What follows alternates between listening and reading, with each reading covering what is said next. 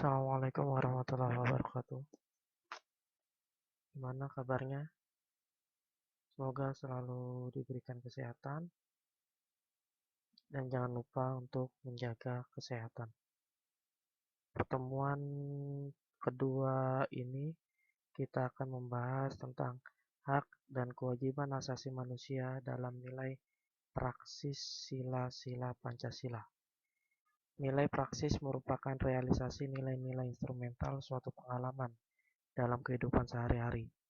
Nilai praksis Pancasila senantiasa berkembang dan selalu dapat dilakukan perubahan dan perbaikan sesuai perkembangan zaman dan aspirasi masyarakat. Hal tersebut dikarenakan Pancasila adalah merupakan ideologi terbuka. Hak asasi manusia dalam nilai praksis Pancasila dapat terwujud apabila nilai-nilai dasar dan instrumental Pancasila itu sendiri dapat dilaksanakan dalam kehidupan sehari-hari oleh seluruh warga negara. Hal tersebut dapat diwujudkan apabila setiap warga negara menunjukkan sikap positif dalam kehidupan sehari-hari. Adapun sikap positif tersebut diantaranya dapat kalian lihat tabel di bawah ini.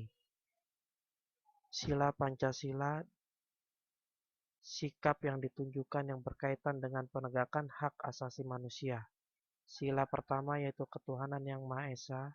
Sikap yang ditunjukkannya yaitu hormat menghormati dan bekerja sama antar umat beragama sehingga terbina kerukunan hidup. Yang B, saling menghormati kebebasan beribadah sesuai agama dan kepercayaannya. Yang C, tidak memaksakan suatu agama dan kepercayaan kepada orang lain. Sila yang kedua yaitu kemanusiaan yang adil dan beradab. Yang pertama, mengakui persamaan derajat hak dan kewajiban antar sesama manusia. Yang B, saling mencintai sesama manusia. C, tenggang rasa kepada orang lain. D, tidak semena-mena kepada orang lain. E, menjunjung tinggi nilai-nilai kemanusiaan. F, berani membela kebenaran dan keadilan. G, hormat menghormati dan bekerja sama dengan bangsa lain. Persatuan Indonesia menempatkan persatuan dan kesatuan, kepentingan dan keselamatan bangsa dan negara di atas kepentingan pribadi atau golongan. Rela berkorban untuk kepentingan bangsa dan negara. Cinta tanah air dan bangsa. D, bangga sebagai bangsa Indonesia dan bertanah air Indonesia. E, memajukan pergaulan demi persatuan dan kesatuan bangsa yang berbineka tunggal ika. Sila selanjutnya yaitu kerakyatan yang dipimpin oleh hikmat kebijaksanaan dalam permusyawaratan perwakilan. Yang pertama, mengutamakan kepentingan negara dan masyarakat. Yang B, tidak memaksakan kehendak kepada orang lain. Yang C, mengutamakan musyawarah dalam mengambil keputusan dan untuk kepentingan bersama. D, menerima dan melaksanakan setiap keputusan musyawarah. E, mempertanggungjawabkan setiap keputusan musyawarah secara moral kepada Tuhan Yang Maha Esa.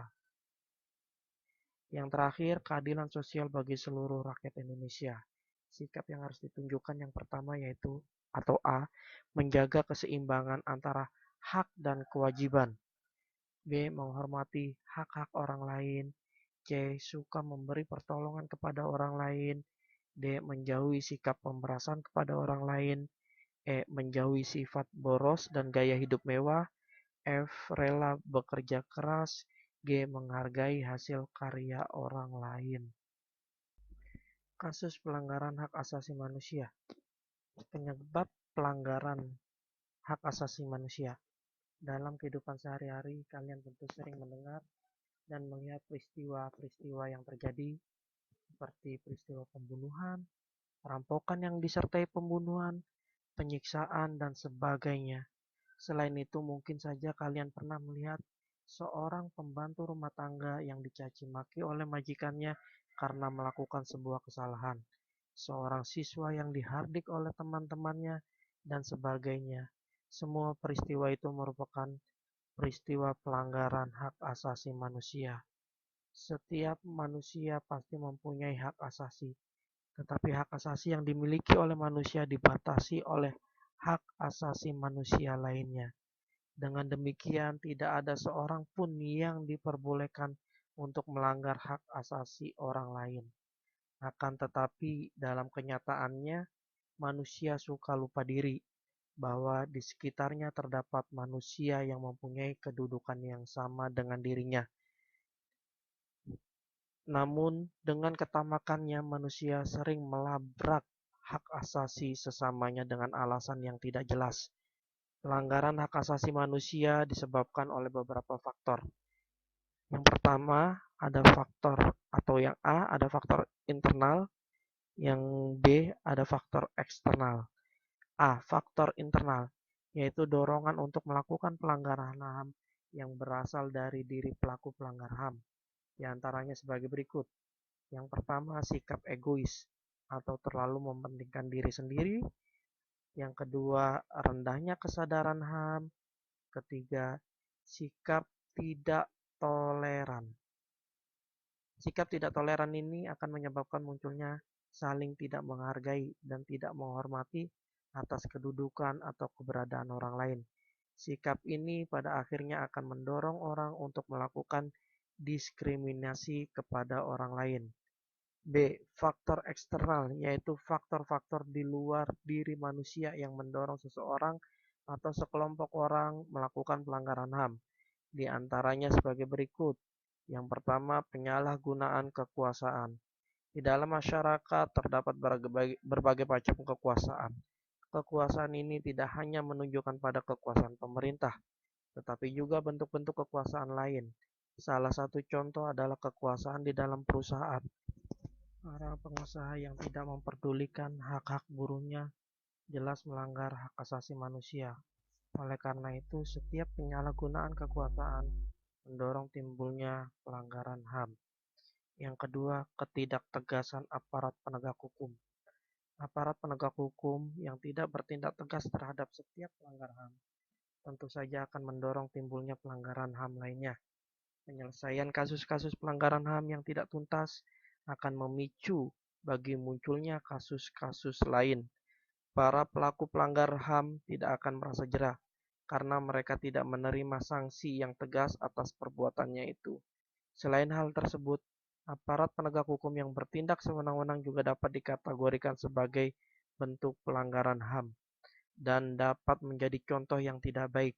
Hal ini dapat mendorong timbulnya pelanggaran HAM yang oleh masyarakat pada umumnya. Penyalahgunaan teknologi.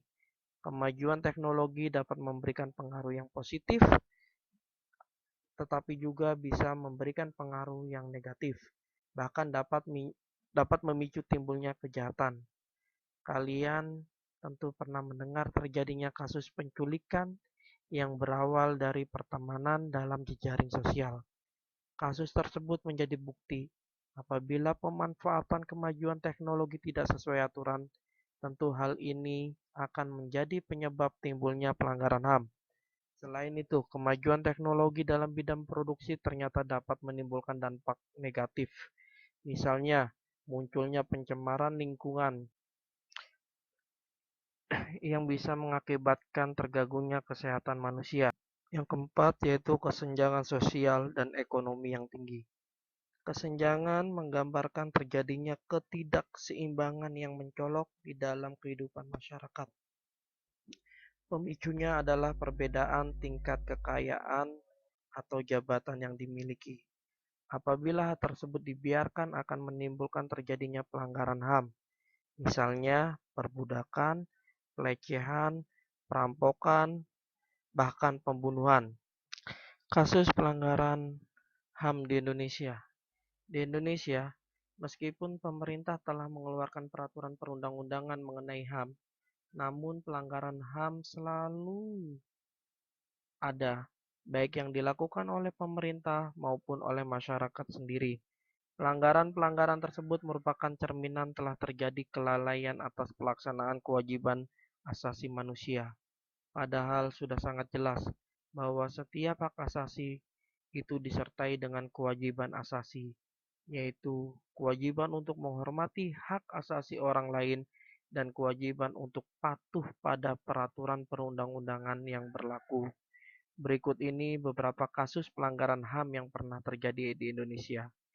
Yang pertama, kerusuhan Tanjung Priuk tanggal 12 September 1984. Dalam kasus ini, 24 orang tewas, 36 orang luka berat, 19 orang luka ringan. Keputusan majelis hakim terhadap kasus ini menetapkan 14 terdakwa seluruhnya dinyatakan bebas. Yang kedua, penyerbuan kantor Partai Demokrasi Indonesia tanggal 27 Juli 1996. Dalam kasus ini, 5 orang tewas, 149 orang luka-luka, dan 23 orang hilang. Keputusan majelis hakim terhadap kasus ini menetapkan 4 orang terdakwa dinyatakan bebas dan 1 orang terdakwa divonis 2 bulan 10 hari. Selanjutnya yang ketiga, kasus penembakan mahasiswa Universitas Trisakti pada tanggal 12 Mei 1998. Dalam kasus ini, 4 orang mahasiswa tewas. Mahkamah militer yang menyidangkan kasus ini memvonis 2 terdakwa dengan hukuman 4 bulan penjara. 4 terdakwa divonis 2 sampai 5 bulan penjara dan 9 orang terdakwa divonis penjara 3 sampai 6 tahun. Yang keempat, tragedi Semanggi 1 pada tanggal 13 November 1998. Dalam kasus ini, 6 orang mahasiswa tewas. Kemudian terjadi lagi tragedi Semanggi 2 pada tanggal 24 September 1999 yang mengakibatkan seorang mahasiswa tewas. Yang kelima, kasus penculikan aktivis pada tahun 1997 atau 1998. Dalam kasus ini, 23 orang dinyatakan hilang. 9 orang diantaranya telah dibebaskan dan 13 orang belum ditemukan sampai saat ini. Demikian materi pertemuan kedua ini. Semoga dapat bermanfaat. Sekian, billahi taufik walhidayah. Assalamualaikum warahmatullahi wabarakatuh.